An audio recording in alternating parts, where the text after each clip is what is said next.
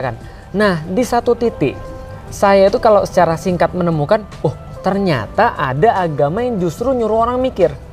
Assalamualaikum warahmatullahi wabarakatuh. Bismillahirrahmanirrahim. Alhamdulillahirrabbilalamin. Wassalatu wassalamu ala ashrafil mursalin Sayyidina Maulana Muhammadin wa ala alihi washabihi ajma'in, amma ba'du.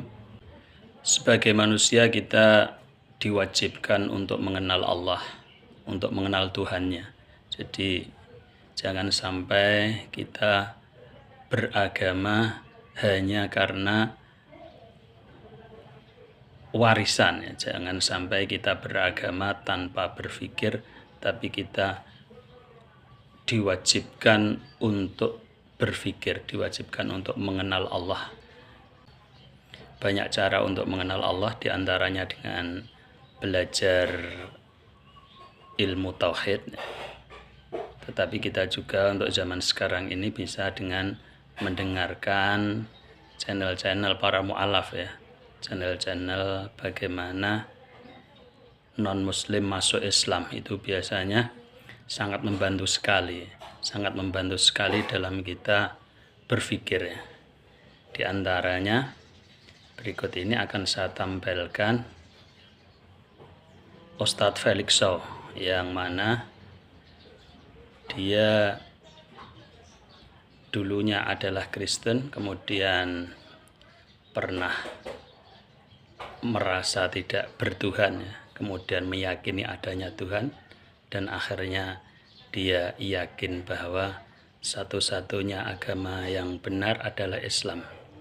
Dan berikut adalah perjalanannya dan juga cara penalarannya. Nah, di satu titik saya itu kalau secara singkat menemukan, oh ternyata ada agama yang justru nyuruh orang mikir. Saya jadi bingung. Kita merasa kita tuh sendiri yang mikir. Para ateis itu yang mikir. Dan agama tuh justru nggak boleh mikir.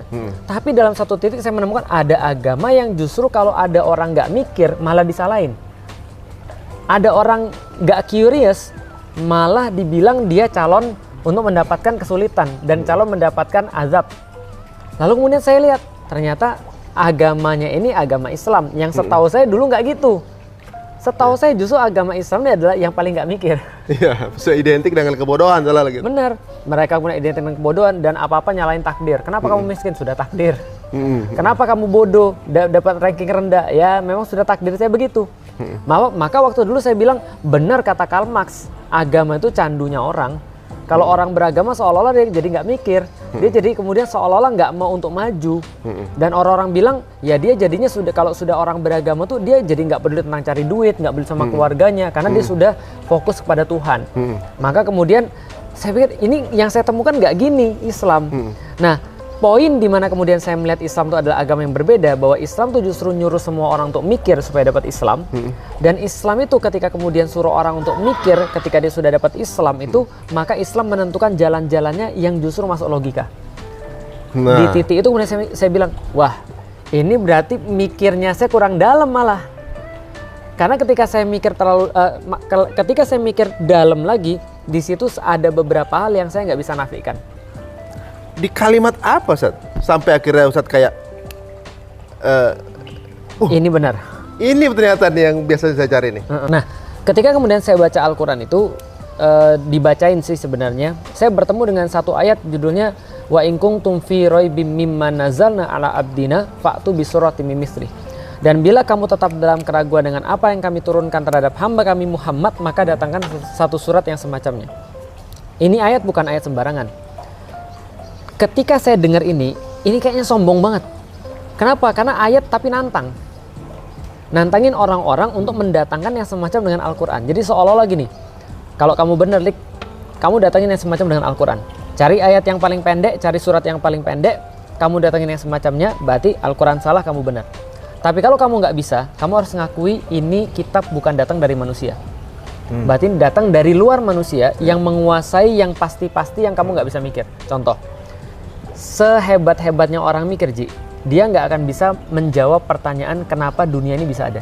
Sehebat-hebatnya dia, sekeren-kerennya teori dia, tapi kejadian dunia ini terlalu rumit untuk bisa dijelaskan oleh manusia. Sehingga orang-orang yang membahas ini sekalipun, maka dia akan sampai pada satu kesimpulan apa? Kesimpulannya adalah ini adalah perhitungan yang maha rumit kejadiannya. Contoh, Roger Penrose tuh mengatakan bahwa kejadian alam semesta, kalau kita bilang itu kebetulan, maka probabilitas kebetulannya adalah 1/10 pangkat 10 pangkat 123. Ya. Nah, maka kemudian ayat yang tadi ini, wa in kuntum fi raibim mimma nazzalna ala abdina fa'tu bi suratin min mislih, ini satu frekuensi dengan kejadian di dunia yang nggak ada semua orang bisa jawab. Kalau kamu bisa kalau kamu merasa benar, datangin yang semacam dengan Al-Quran. Kalau kamu memang merasa Tuhan nggak ada, ayo buat yang semacam dengan bumi. Ayo buat yang semacam dengan alam semesta, bisa nggak? Itu kan sama tantangannya. Challenge ya. Challenge. Ada berapa hal? Contoh lagi, yang kita nggak bisa nafikan, mati itu kita nggak bisa nafikan, Ji. Orang sepintar apapun, Ji, mereka nggak akan bisa menjawab kenapa manusia bisa hidup dan kenapa manusia bisa mati. Benar. Tapi kenyataannya ada manusia hidup, ada manusia mati. Saya pernah ditanya sama teman saya. Fact yang nggak bisa berubah. Nggak bisa berubah. Tapi nggak bisa dijelaskan secara akal. Contoh, saya pernah ditanya sama teman saya, Lik, kenapa ada manusia hidup, kenapa ada manusia mati? Ahli biologi dong, Olimpiade biologi. Oh gitu? Iya, dulu. Tapi nggak lulus. Nggak menang level kecamatan. Tapi karena saya udah belajar biologi, saya bisa jawab. Jawaban saya adalah karena mereka punya jantung. Jantung itu berdetak untuk mengalirkan seluruh darah ke dalam tubuh manusia. Kenapa jantung bisa berdetak? Saya jelasin. Kenapa ini bisa berjalan? Saya jelasin. Sistem organ saya jelasin, jaringan saya jelasin, sel saya jelasin. Kenapa manusia bisa bergerak seperti sekarang? Tapi kemudian dia bilang, Lik, itu mayat juga punya jantung, mayat juga punya organ semuanya, tapi dia nggak hidup. Ada nggak bisa buat mayat hidup? Saya bilang, iya juga ya, berarti ada sesuatu yang berbeda nih. Nah, kita nggak bisa jawab. Ada orang yang nanya lagi, kalau gitu kita punya teori bahwa manusia punya soul, punya jiwa. Kalau gitu kita ukur, soul itu apa? Karena kalau soul itu ada, dia harus punya berat. Karena kata orang fisika, Ji, setiap yang punya volume itu punya massa. Setiap yang punya massa pasti punya volume. Kalau dia menempati ruang, pasti dia punya berat. Ada volumenya, ada beratnya. Maka kita ukur berapa jiwa itu beratnya berapa. Mereka nimbang orang sakaratul maut, Ji. Dan setelah mati udah hilang nih, teorinya harusnya ada yang berkurang berat badannya. Karena ada roh yang keluar, kayak film Ghost gitu, Ji. Iya, benar. Ternyata nggak ada, Ji. Jadi apa yang menghuni manusia sehingga manusia bisa hidup? Kita nggak tahu. Ini semua dijelaskan sama yang tadi. Kalau kamu bisa mendatangkan semacam dengan Al-Quran, kamu benar. Kalau kamu bisa ngidupin orang mati, kamu benar. Kalau kamu bisa menjawab teka-teki dunia yang nggak bisa kita bahas tadi, maka kamu benar. Tapi ada nggak bisa jelasin? Nggak ada. Nggak ada. Ya kalau yang saya tahu mah, sejauh ini teori yang paling dekat dengan kemungkinan itu kan baru ditemukan abad 19 ya, Stephen Hawking ya. Stephen Hawking sebenarnya katanya. Ya, tentang gravitasi. Tentang ini apa namanya Big Bang. Dia bahas bahwa Big Bang itu bisa jadi seperti sekarang karena gravitasi. Ujung-ujungnya dalam bukunya itu. Tapi gravitasi juga gravitasi yang mana? Dan gravitasi itu adanya dari mana? Itu kan perlu dipertanyakan lagi. Iya. Kalau misalnya gravitasi dikatakan kekal, nggak mungkin. Karena sebelum di dunia ini, bahkan sebelum gravitasi harus ada time, harus ada waktu. Nah, jalannya waktu itu siapa yang ngatur juga? Bingung semua jadinya. Karena sebelum, ini agak jelimet ya, contoh kayak ini. Teori Big Bang, Ji. Big Bang itu ledakan besar. Asal teorinya itu gini, kita kayak niup balon. Kita pas balonnya kecil, kita titik-titikin tuh. Kita tiup, semakin besar balonnya, titik-titiknya semakin menjauh. Maka bintang expanding. Titik-titik di dunia ini alam semesta semakin menjauh. Nah, itu artinya kalau kita putar balik waktu, Ji. Putar balik waktu, putar, dia semakin mengkerut. Jadi satu titik. Segede cangkir kopi gitu ya. Lebih kecil lagi. Ya? Kata mereka satu titik yang volumenya itu 0, tapi masanya tidak terhingga. Bingung kan? itu di luar konsep juga berarti? Di luar konsep fisika. Nah, di titik ini waktunya juga 0. Tapi kalau sebelum ini, waktu nih sebelum ada waktu. Ada apa kemudian kita nggak ngerti. Apakah kemudian something tak terhingga yang udah beyond dari kemampuan manusia? Di luar kemampuan manusia, karena waktu belum ada. Ibarat kalau kita lagi ngedit video, itu belum ada perjalanan time frame. Nah, bingung kan jadinya kan? Nah, jadi itu adalah beberapa hal yang kita tuh memang nggak bisa bahas. Manusia tuh diciptakan untuk mengakui keterbatasan dirinya. Dan ada satu kitab yang bilang bahwa yang nyiptain nggak terbatas. Yang kamu nggak bisa jawab tadi.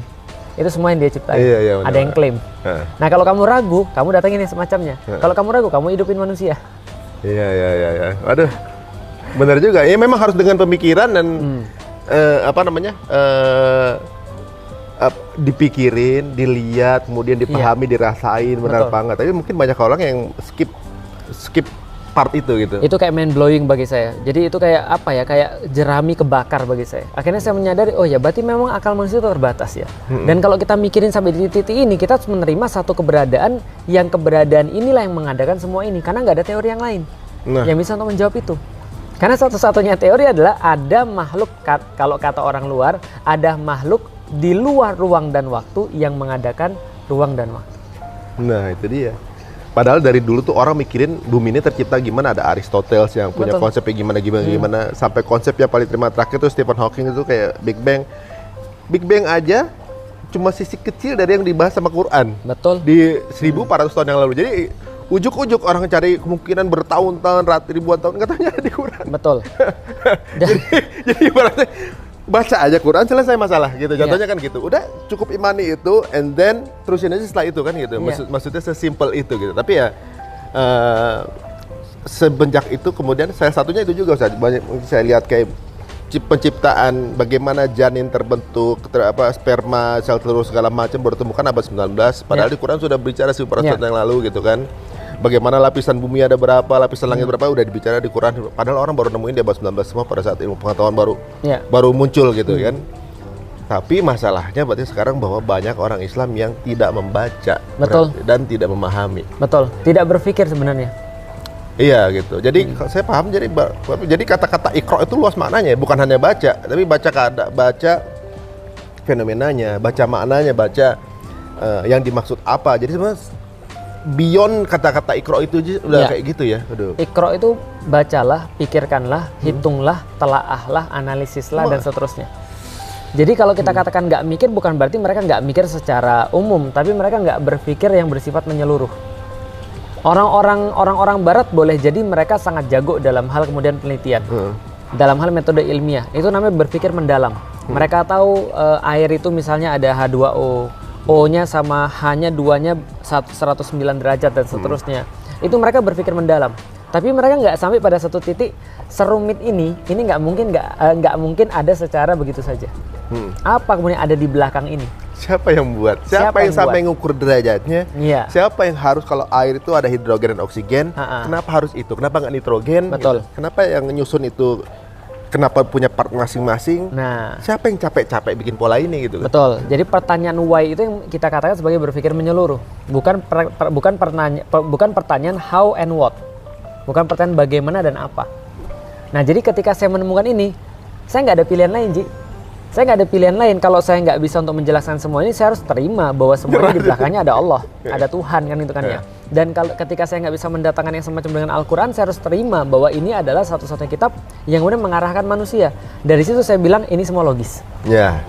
Dan ternyata sampai sekarang ini tahun 2024 ini atau tahun 1445, berarti sudah 1445 tahun tidak ada seorang pun yang bisa mendatangkan Al-Quran, ya, mendatangkan satu surat pun yang mempunyai keistimewaan seperti Al-Quran, entah susunan bahasanya, entah kandungan isinya, sampai sekarang tidak ada yang berhasil. Bukannya tidak ada yang pernah mencoba, ya, mulai sejak zaman beliau Nabi masih hidup selalu ada juga yang mencoba. Ada yang terkenal dengan nama Musailamah Al-Kadzab, itu juga mencoba membuat tandingan Al-Quran tapi jadi bahan tertawaan oleh para syu'ara, ya, bukan orang Islam saja tapi para ahli-ahli bahasa. Dan untuk zaman sekarang pun ada percobaan-percobaan itu, tapi ternyata sampai sekarang tidak pernah ada yang bisa. Dan memang Allah telah menjamin fa'illam taf'alu walan taf'alu, itulah jaminan Allah. Kalau kalian tidak bisa melakukan dan kalian pasti tidak bisa melakukan, maka ya sudah, fattakullah, maka ya takutlah pada Allah. Maka ya harus percaya bahwa memang Al-Quran ini datangnya dari Allah, bukan merupakan karangan dari Nabi Muhammad. Dan karena ini pula Ustadz Felix Sow memeluk Islam, ya. Semoga bisa menjadi bahan pemikiran untuk penambahan cara berpikir untuk kita dan bisa menambah ilmu kita. Akhirul kalam, assalamualaikum warahmatullahi wabarakatuh.